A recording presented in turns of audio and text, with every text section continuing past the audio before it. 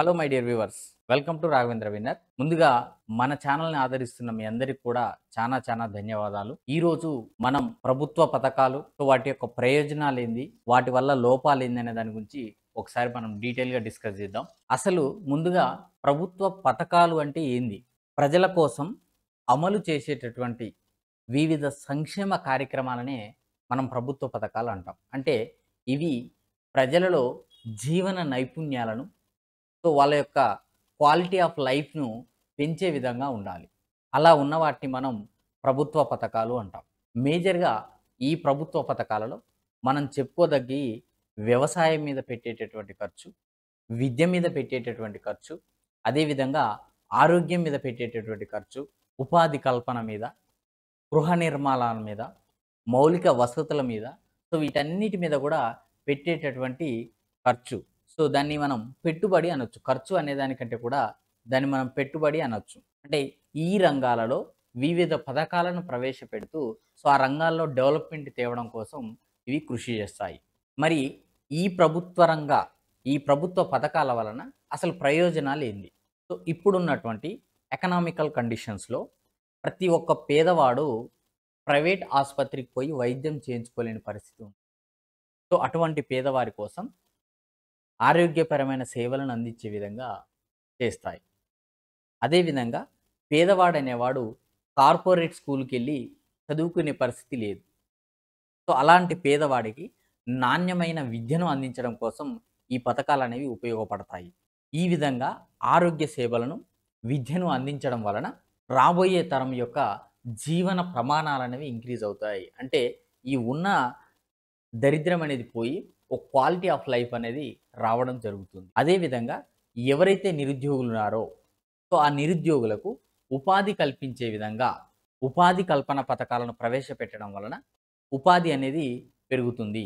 అదేవిధంగా ఆర్థిక సహాయం.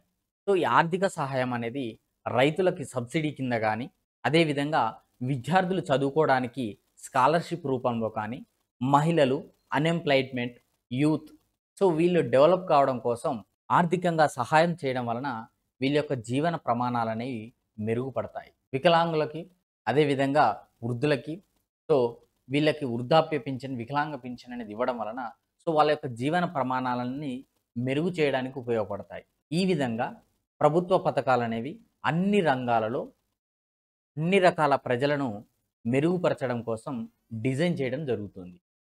మరి ఈ విధంగా డిజైన్ చేసినటువంటి ఈ ప్రభుత్వ పథకాలలో లోపాలు ఏ విధంగా ఉన్నవి?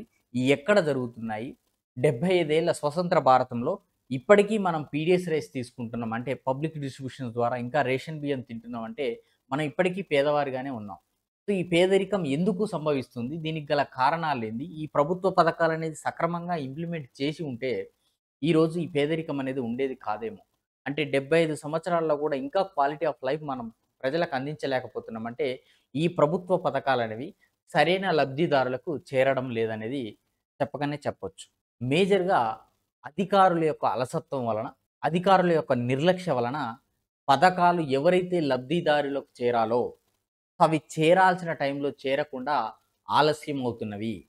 ఇది ఒక ప్రధాన కారణం. దీనితో పాటుగా అవినీతి అనేది తాండవించడం వలన, అవినీతి అనేది పెరిగిపోవడం వలన, మధ్యవర్తులనే వాళ్ళు పెరిగిపోవడం వలన సరైన లబ్ధిదారులకి ఈ పథకాలు చేరడం లేదు.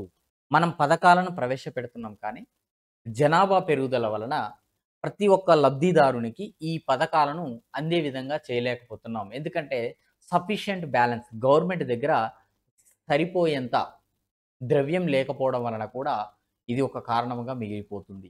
ఇక ఇదంతా ఒక ఎత్తైతే విద్య మీద కానీ, ఆరోగ్యం మీద కానీ, ఉపాధి మీద కానీ మన ప్రభుత్వాలు పెట్టేటటువంటి ఖర్చు భారీగా ఉన్నప్పటికీని అందులో నాణ్యత అనేది లోపిస్తుంది.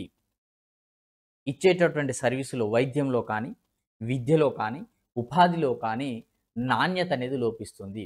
దాని వలన అక్కడ పెట్టినటువంటి ఖర్చు అనేది వృధా అయిపోతున్నది. ఉదాహరణకు ఒక గవర్నమెంట్ స్కూల్‌లో టీచర్‌కి ఇచ్చేటటువంటి జీతంతోటి పోలిస్తే ఒక ప్రైవేట్ స్కూల్‌లో టీచర్‌కి ఇచ్చేటటువంటి జీతాన్ని మనం కంపేర్ చేస్తే దానికి దీనికి 3, 4 టైమ్స్ సమ్‌టైమ్స్ ఎక్కువ, ఇంకా 4, 5 టైమ్స్ కూడా ఎక్కువ ఉంటది. కానీ ఒక ప్రైవేట్ టీచర్ ఇచ్చేటటువంటి సర్వీస్ ఏ విధంగా ఉంటది?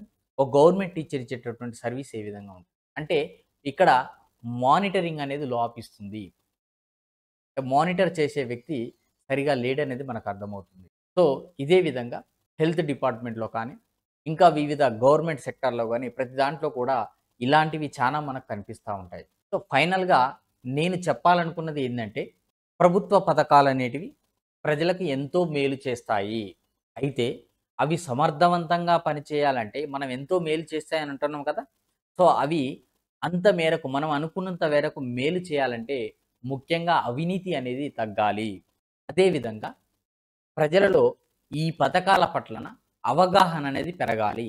అవగాహన అనేది పెరిగినప్పుడు సో, ప్రజలు క్వెషన్ చేయగలుగుతారు. సో, వాళ్ళకేమి కావాలో అది పొందగలుగుతారు.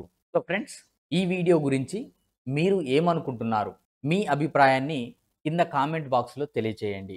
మరిన్ని ఆసక్తికరమైన వీడియోల కోసం మన ఛానల్‌ని సబ్స్క్రైబ్ చేయండి. Thank you. Thank you for watching this video.